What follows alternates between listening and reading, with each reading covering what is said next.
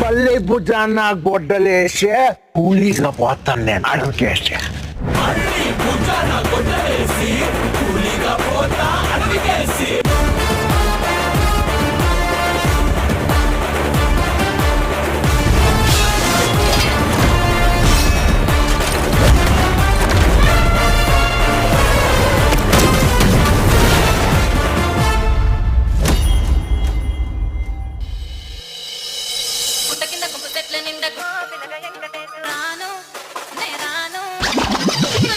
అది ఇప్పుడు మొదలవుద్ది చూడు. విజయనగరం.